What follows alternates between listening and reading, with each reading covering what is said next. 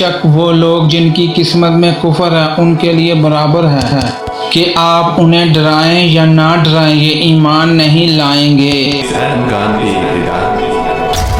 بسم اللہ الرحمن الرحیم سے نہ کی گئی محتویٰ رہ جاتا ہے۔ ان الذین کفروا سواء علیہم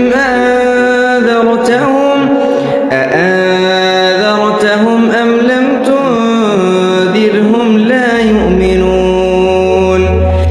بے شک وہ لوگ جن کی قسمت میں کفر ہے ان کے لیے برابر ہے کہ آپ انہیں ڈرائیں یا نہ ڈرائیں یہ ایمان نہیں لائیں گے۔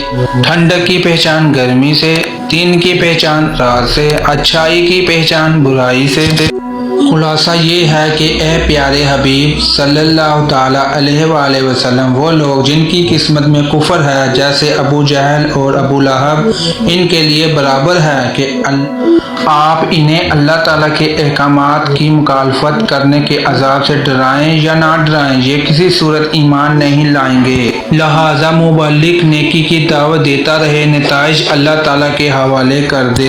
لوگوں کے نیکی کی دعوت قبول نہ کرنے سے مایوس ہونے کی بجائے ثواب پر نظر رکھے جو نیکی کی دعوت دینے کی صورت میں اسے آخرت میں ملنے والا ہے۔